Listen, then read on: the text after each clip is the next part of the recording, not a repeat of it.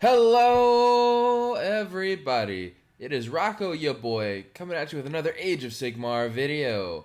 In this, I got asked by a friend of the channel and a long-time Seraphon player that I've taught Seraphon too. I've actually got a background with teaching people how to play Seraphon and teaching people how to beat Seraphon. Either way, my buddy Dutch Skink said, "Hey Rocco, I know the book isn't fully out yet.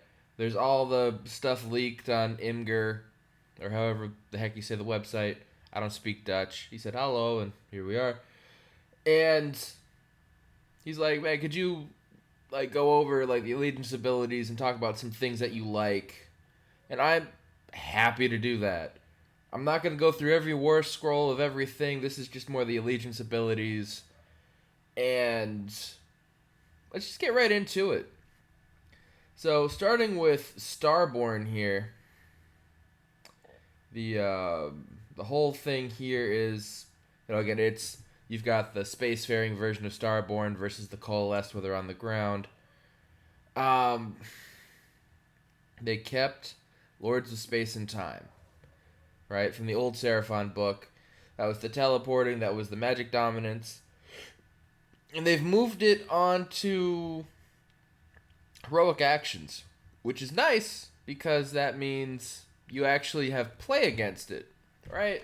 Like spatial translocation.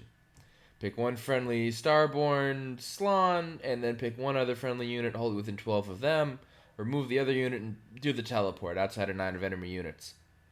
They have to use a heroic action for that. That means it's not generating an extra command point from that heroic action, though Slan are still good at that. And more importantly, it's not healing. I feel like, it's an opportunity cost. That makes sense. And also, the other one is to swap a spell it knows from the spell lore, which means then you're not teleporting. So I like it. It seems balanced and there's counterplay. Now, Cosmic Power here is the new how do you generate summoning points for them. Cosmic Power Points, CPP. This is also based off of cosmic nodes. You can do things off of these nodes, like summon from them, which is Starborn Wizards, the Astrolith Bear, and the Realm Shaper Engine terrain feature. So people go back to taking the really cool looking Aztec Pyramid. As you get them, you have different abilities in summoning. You start with 0. At the start of your hero phase, you get 1 cosmic power point for each friendly Starborn Wizard or Astrolith Bear on the battlefield. And again, a lot of builds before took like a Slan or 2.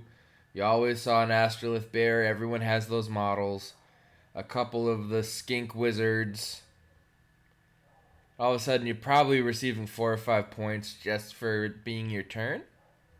Then you also receive 1 for each friendly spell that you successfully cast, each enemy spell you unbind, and each endless spell you dispel. So here's my thing. If you successfully dispel an endless spell,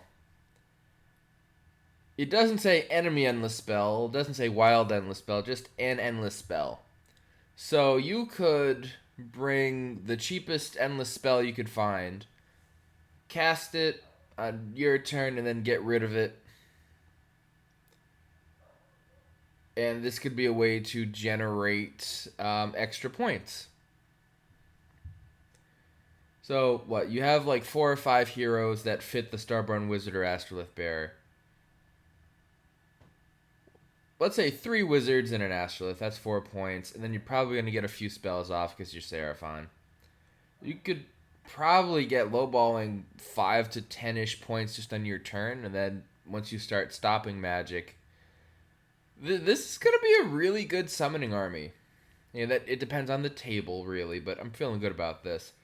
And we go on to how to spend these power points. If you don't want to summon stuff, you can spend 5 to return D3 slain models to a Starborn unit wholly within 12 inches of a friendly cosmic node. And you roll separately for each unit.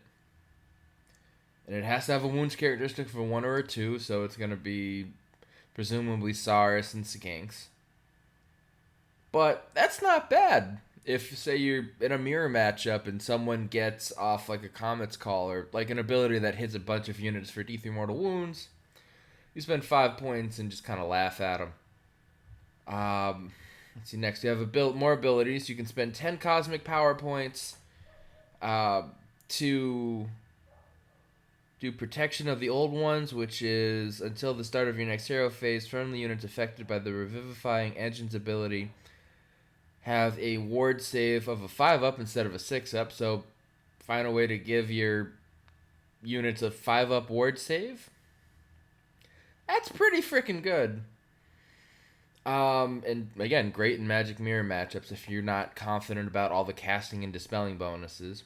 15 points gets you a Mortal Wound Bomb, where you roll a dice and on a 2-up, you do that many mortal wounds to whatever the unit you targeted was. So like if I rolled a dice and got a 6, that's 6 mortal wounds to that unit.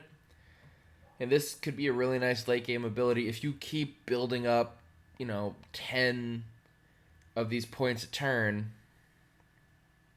I don't hate it. I really don't hate it. And then we get on to summoning. You can summon 1 unit a turn at the end of your movement phase. Normal restrictions apply. In this chart, 8 points for 10 skinks. A lot of the time with old Seraphon, you would see, if you were going this, skinks everywhere. Or people would tech into things so that they didn't really have screens. They had a certain build that they wanted to do. And then you would summon your screens on after. Again, it's only 1 unit at a time, but 8 points seems really cheap to get 10 skinks, and it seems doable on your first turn to maybe summon them to just take a far objective, because they're probably still like 80 points or something cheap for 10 of them. And they're free, because you're casting spells anyway. You brought your wizards on your turn. All you have to do is just huck them out there. Alright, I'm going to scroll up really quick here. So the teleporting, again, is a heroic action. So this is nice, too, because you cannot summon a unit and then teleport it. If I remember right, that used to just be in the movement phase. So you have to make choices.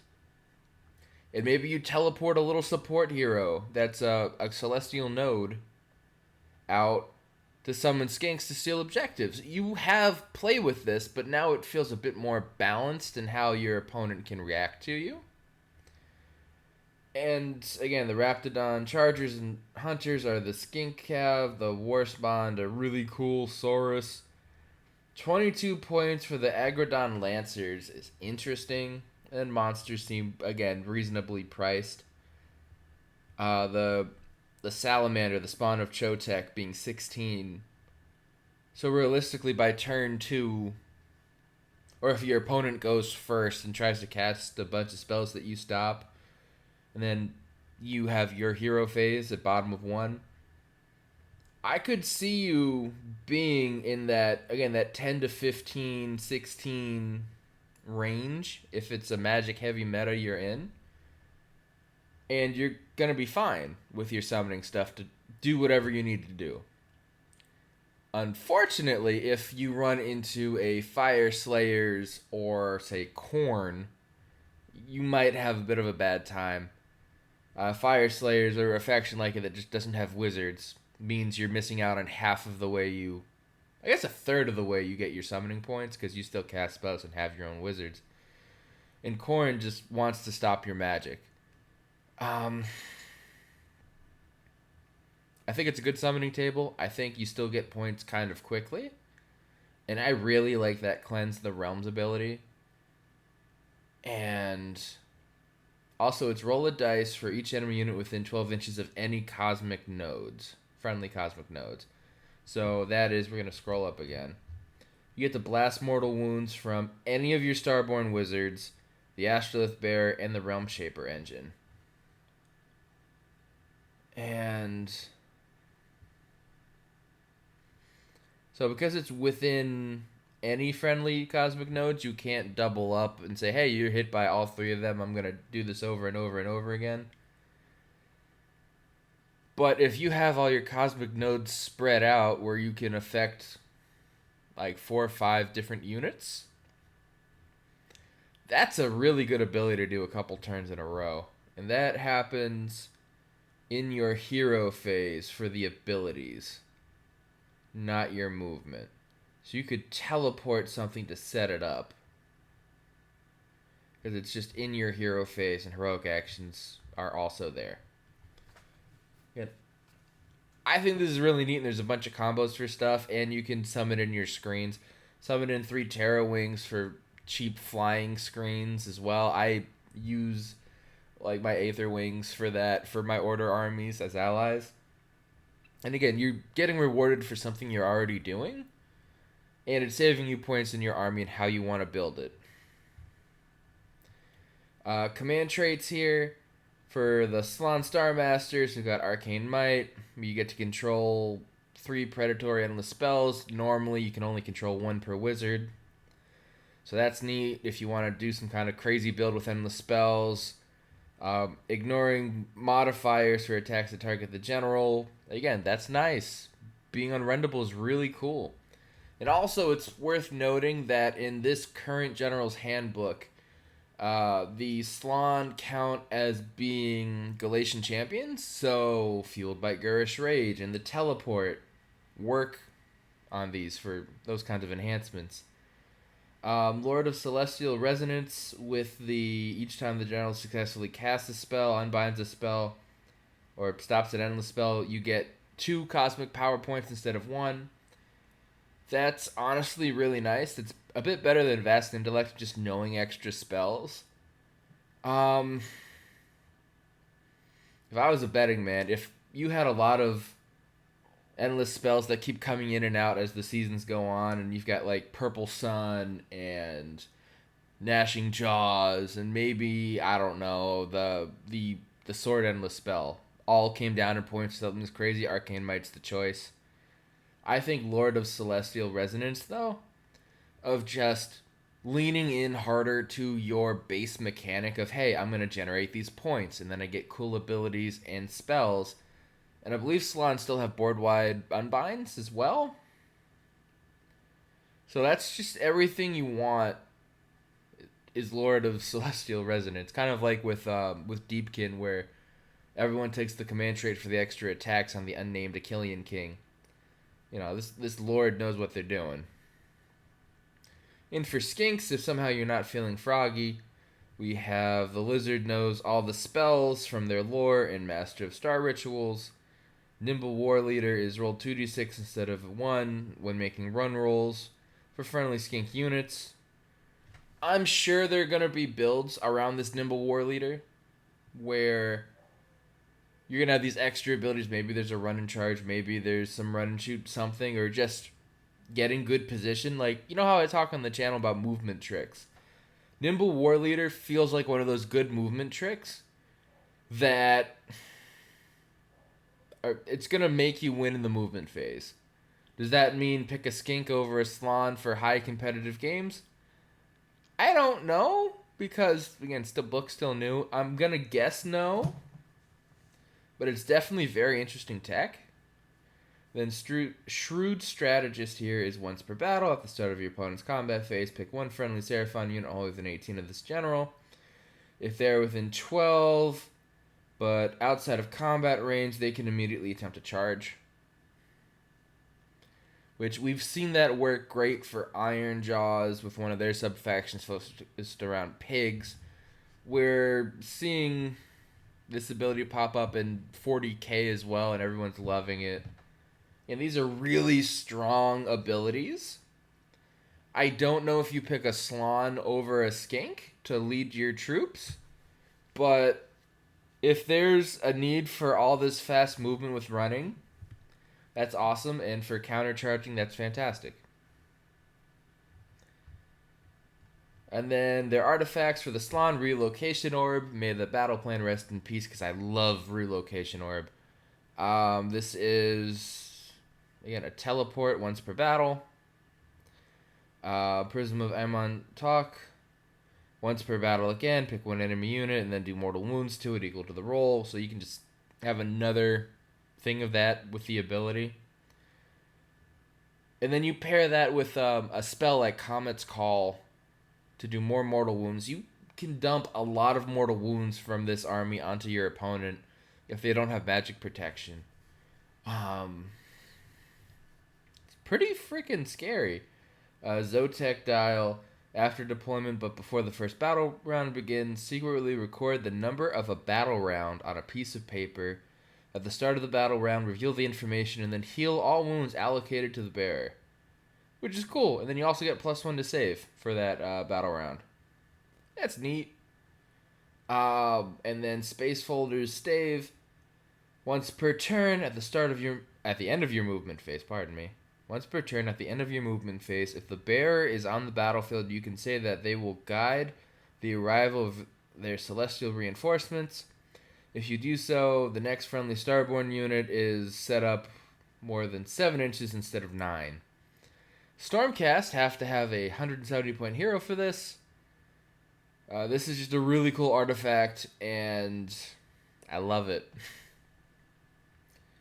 Yeah, which is why another reason why I'd want to take a Salon. I'd want it to be my general. I'd want it to have the extra stuff to generate more celestial points. And again, for Starborn, having stuff Deep Strike is just really nice. And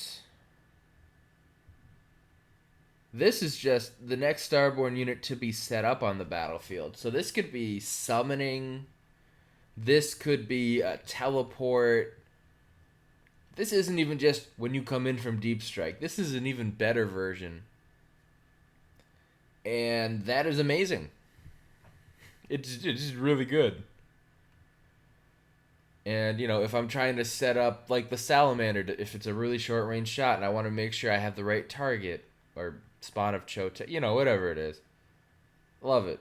And for the Skinks, Incandescent Retresses, at the start of your hero phase, you can heal up to D3 wounds allocated to the bearer.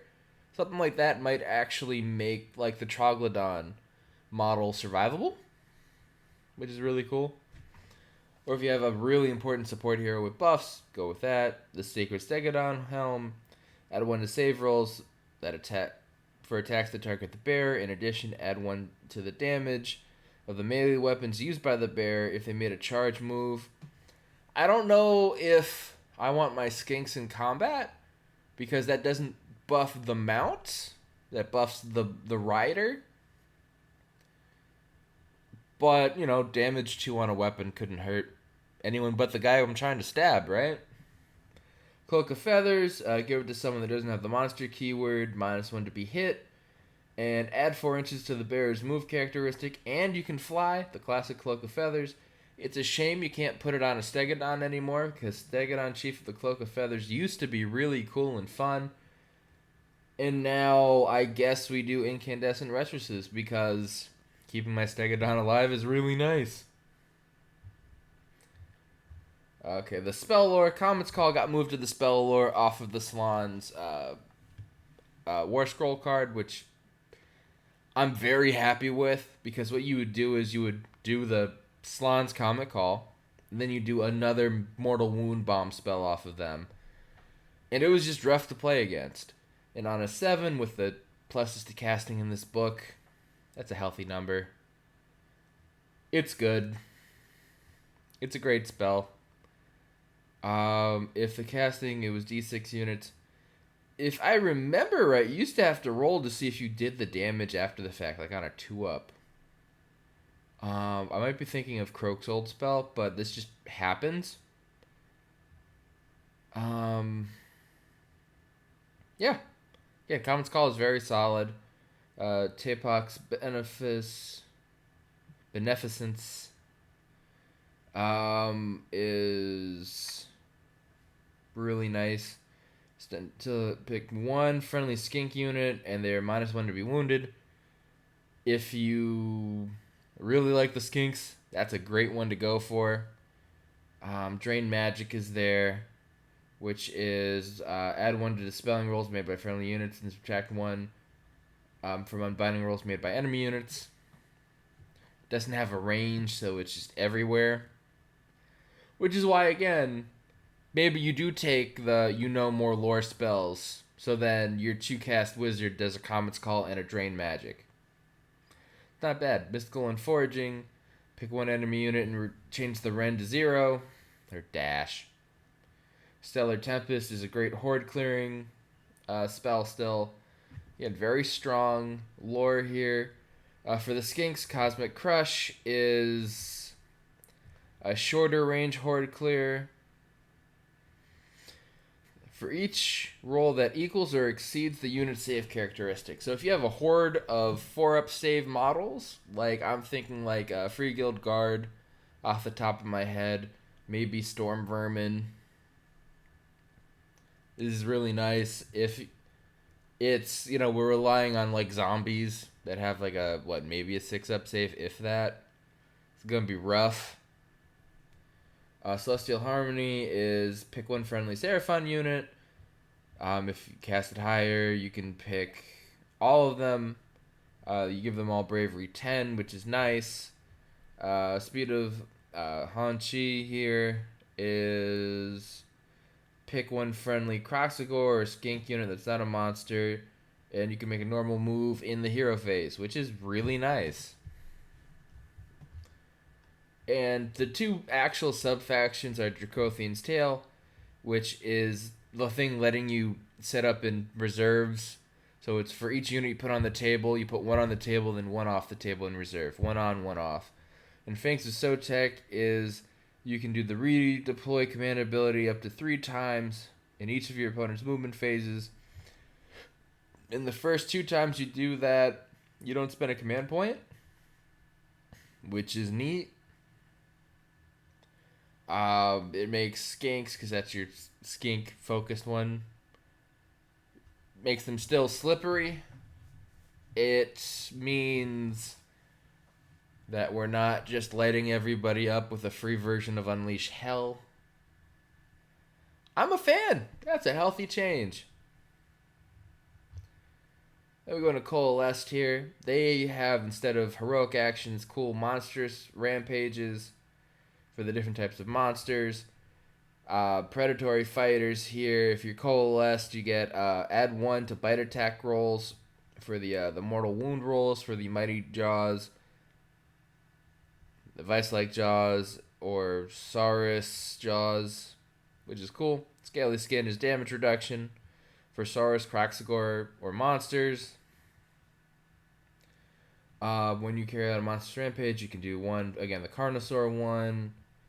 Try to kill something. Earth-shaking charge from the Stegodon. Give it the strike last effect. Troglodon on a 2-up. You buff one of your Stench of Death abilities, which is cool. And the Bastillodon, pick an enemy unit that's not a monster. If the roll is less than the number of models in the enemy unit suffers a number of mortal wounds equal to the roll. So you go into a unit of 10, you roll a 6, you do 6 mortal wounds, because 6 is less than 10. That's better than a stomp. Especially because we don't have to roll to see if it happens, per se, if you do it into a unit big enough. And here, again, if you're running a Slon, you've got command traits. If you're doing Saurus, which traditionally is what goes in here, you got Saurus-specific ones. The Slon have, once per battle, start your combat phase, add 1 to the attacks characteristic for Saurus and Croxagore that are within range. We've got pick 2 artifacts of power and note them on your roster. This general has both of them, but they cannot be given any others. Use these 2 artifacts of power in addition to the first artifact of power enhancement you take. Okay, so you have to... It is an addition to the first one that you take. That is... That's nice. That's nice. General knows extra spells from the special spell lore here. It's not just... There's a Slon lore, there's Coalesced lore, and there's a Starborn lore. I'm okay with that. Dominating Mind. Once per turn, pick a friendly monster. in Buff It. Add 1 to wound rolls for attacks made with melee weapons on a 2-up. Yeah. Only affects mounts if you're picking a monster. And then the Saurus, which is what we're here for the mount, add 1 to the attacks characteristic of the mount. The Prime War Beast, add 1 to the saving rolls. Or at the start of your hero phase, if the general is wholly within your territory, pick 2 other friendly units, not your general, but 2 other units of Saurus or Croxagore, and they get to make a normal move. Again, movement shenanigans will win you games, and with the way a lot of the territories work, you're definitely... Listen, a lot of them are pretty big. There's a couple small ones, depending on the battle plan, but enough of them are big enough. You're going to get probably 2 or 3 turns out of this. And these slower Saurus and Croxagore units, but again, it's the Saurus keyword. So, like, the mounted Saurus could just shoot off somewhere. And again, let's imagine this. So it's top of 1. Here you are. You've got 2 units of those new version of whatever the Saurus Knights are, right? And what, they probably move like 10 inches. You're 18 inches away. It's deployment. Everyone deployed on the line. You're going first. You do this. Send 2 of your units of Knights. And then a 3rd unit will just try to make a long bomb charge. And then there you are. You know? Sure, they can redeploy from one of your new versions of the Agrodon Riders. But they're not going to catch the second one. And this is a way to alpha strike people. I would pick a Saurus as my general in this sub-faction, in Coalesced at this point. It's calling me more. For the artifacts, for the Slann, we get extra move and an extra wound for Throne of the Lost Gods. The Indiana Jones with the Crystal Skull, it powers up as spells are successfully cast near it. Once per battle, you're going to break the skull and do mortal wounds. Oh, and you roll a number of dice equal to how many power points the skull has for each 3-up you do a mortal wound. Which, again, as a Slann, you're probably casting and having some wizards here. Seraphon is a magic faction. Spelldoms are in. You could probably get that up pretty quick. Again, I'm not really here for that, though. The Ixie Grubs can heal a wound and reroll 1 caster Dispel to the bearer. I really like. Because even with the pluses to cast that you get normally through this kind of a... I'm pretty sure the Slann still have at least a +1 to cast it Unbind. This is still really nice to make sure you get your stuff off. And Coldal Familiar, I don't care about casting an extra spell. Saurus here, Sotex Gaze. Enemy models with the wounds characteristic of 1 or 2 cannot contest objectives while they're within 6 inches of the bear. I stuttered because Sotex Gaze is so good. Blood Rage Pendant, add 1 to the attacks characteristic of the bearer's melee weapons. If the number of wounds allocated to the bearer is equal to or greater than half, add 2. That's always nice, but I'd rather have it on the mount. Again, Sotex Gaze is my number 1. That's nice number 2. Blade of Realities is improve the Ren characteristic of one of the bearer's weapons by 1. In addition, add 1 to damage inflicted by each successful attack made by that weapon that targets a hero. Extra Rend is always nice. A hero killing ability is really... Well, hero extra hurdy ability, really cool. We've got good stuff here. Coalesced Spell Lore, the Earth Trembles is a cool draw a line spell, which each enemy unit that the line passes over on a 4-up does D3 mortal wounds. It's really cool. Do it from table corners. Empowered Celestite is pick 1 friendly Saurus, wholly within range of the caster, invisible. Improve the Ren characteristic by 1. Great, and it defines what a Celestite weapon is. Even better. Drain Magic. Glad to see that came over here too and not Comet's Call. Itzel's Invigoration. Pick a friendly monster within range. Until the start of your next hero phase, use the top row for the damage table. That's great. That's great. I would take a Slon just for that. Yeah. Telepathic Summons is a pick one friendly Cyrus unit that is not a monster, invisible to the caster, remove it from the battlefield and set it up again. That's a teleport.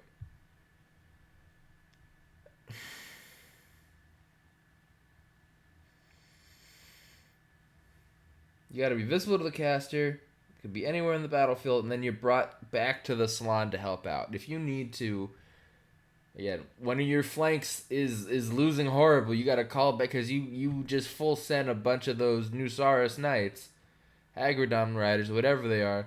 You gotta call them back to help out at your home objective. Boom, there you go. That's a nice second spell in my mind. Skink Wizards in here. Might of Chotech. Pick a friendly Seraphon model wholly within range. Roll a number of dice and heal them. Roll dice to the number of wounds allocated to the model. If for each 5 up, heal 1 wound allocated to the model. I love it. I do. That's a great healing mechanic. A 5 up is hard to get. That's fine. Heavenly Frenzy is a spell goes off on a 7. All these have been like a 7, a 6, a 7, a 7. I'm okay with this. Let's see. Pick one friendly Seraphon unit wholly within range, invisible to the caster until the end of the turn. That unit can run and charge. Hey, look at that. We found the run and charge. Tide of Serpents goes off on a 7, range of 15. Pick one enemy unit within range, invisible to the caster. Roll a number of dice in the unit. There's our Horde Clearer again. Great spell lores. Great spell lores. And we do have in this War Scrolls, I will look at the Slon. Still has +1 to casting, dispelling, and unbinding. Croak's good. I don't know if he's going to be worth the points or not, but he's really good. It's just in a book of good when there's great right here. What are we doing? I mean, again, looking at the Slon with a 4-up save, making them ignore modifiers in a game where you can save stack, I don't know about that. And they come with this spell, Celestial Equilibrium, which used to be in the spell lore, which is add 1 to casting for friendly wizards other than this caster. So, let's say I go, what does this actually mean? My hero phase, I'm Starborn. I brought this guy and some skink wizards. And the Astrolith Bearer, I get my 4 celestial points. I'm going to cast this. It's on a 6, so really I need a 5. And I'm going to give the rest of my army +1 to cast as well, so they're casting like a Slon. And then I'm going to cast Comet's Call. I'm feeling good. Shield of the Old Ones here is a spell that has a casting value of a 7. The caster has a ward of a 4 up against mortal wounds until your next hero phase. That's cool for going to magic heavy stuff. I like it. I do. Saurus Old Bloods are nice and killy. We got extra rend on the Massive Jaws. It used to be -1. Now it's -2 rend. Great.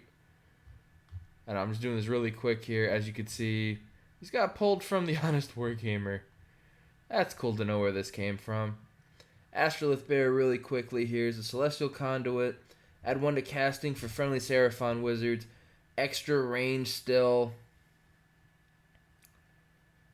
And within 12 of this. Okay, cool. So, and we have we still have the ward save on this. Revivifying Energies, which, as we read before, if we're going Starborn with the summoning table or the abilities table, you could bump that up to a 5-up.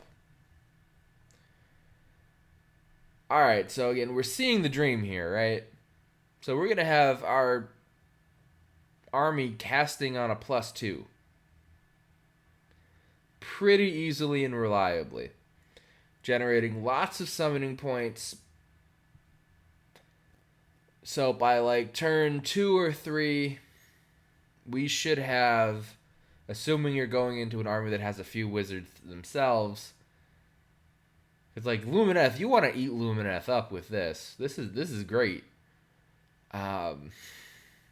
It is. It is. Because Tekla shouldn't be able to kill you because you come with a ward save if he takes first turn. Or if you get it, you just light him up. Then each time a Lumineth unit tries to cast a spell, you just say no and generate your celestial points here. Yeah, you're probably getting 20, 30 points by round 3 if everything's going according to plan. I just want to look at the Skink Casters. Scarvet's cool. Load more images. Cool. War Spawn. Did I miss? Starblood Stalkers. Warblend Scarvet. Agrodon Lancers are the totally not Saurus Knights, which look like they hurt. That's great. They should. Saurus Warriors, Saurus Guard. Sorry I'm going through this so quickly. Skink Star Seer. Here we go. And the Star Priest. They're not actually priests. Star Seer is a 2-caster. Again, very easy for that to be a +2 to casting.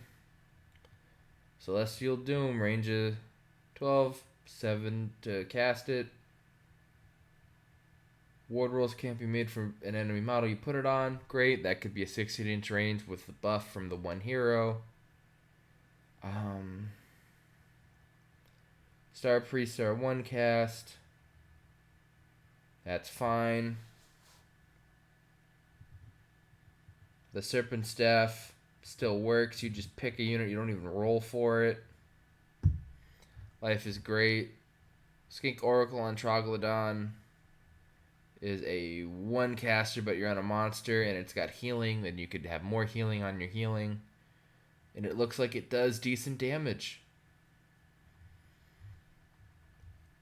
And Skinks and the spawn of Chotek here. Rechungus with the size of that. Salamander. Let's gonna look at this really quick. So it seems you have Gob of Acid or a Stream of Fire. The stream is equal to the number of models in the target unit up to 10. So you get up to 10 attacks, 2 to hit, 3 to wound, -2 rend, 1 damage. If you do the single shot, it's a 4 to hit. But if you do hit, -1 from the save rolls for the attacks that target that unit until the end of the turn. The same unit can't be affected by this more than once. Cool. This feels like a nice artillery piece that's short ranged enough, but it can defend itself with the fiery stream of fire ability, where you're going to get some good damage in. I like it. Could do 9 damage in melee with just the salamander. Listen, long story short of all this, Seraphon's going to be in a great place. It's going to be an A of a book again. It's going to have all the magic you'd ever want. You're going to be able to have many diversified builds for each of the sub-factions. Life is going to be really freaking good to be a Lizard player.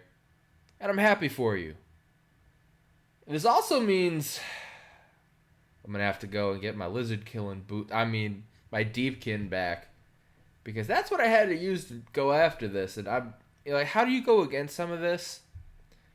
Well, everyone and their grandmother already owns a Slann, so you probably got to end up seeing some magic builds out the gate. And a lot of the Coalesced stuff is still going to be really good. So you're going to have one camp of magic dealing, and one's going to be the big stompy monsters. But Slann are still good in the big stompy monster sub-faction, so you should probably just watch out for magic anyway. You know, be careful on their movement shenanigans and their teleporting. And if you have a way to ignore spells, bring it. Khorne is going to love playing into this army. It's going to generate a bunch of extra Blood Tithe points. I think Slaanesh could really like playing into this army if people are going to want to try bringing a bunch of skinks. or even Saurus, because you're generating depravity by killing a bunch of wounds and stuff, right? I think that this ability of Swift and Nimble on Skinks is going to be really good, and that Skinks are underrated. Because some people are like, oh no, Skinks, they die quick. Listen, they're cheap. You can get massed hordes of them. Start them at a 5-up save characteristic if you give them a shield. You still can put the mortal wound stuff on them to do all the horrible things. Seraphon are in a great spot. It's going to be a great book. And I'm happy to see the streak of great books coming, or having come. They're here. They're out in the wild, probably by the time this video comes out. If not really frickin' soon. And I like it. Because again, if you've been in AoS long enough, you know that Seraphon was the forgotten child of first edition. They got one of the last books, it felt like, in second. And I'm glad they got the love they did. And with that, ladies and gentlemen, thank you for coming today. Be nice and roll some dice. And as I like to say at the end of all of our videos, bye. And get some of these cool models.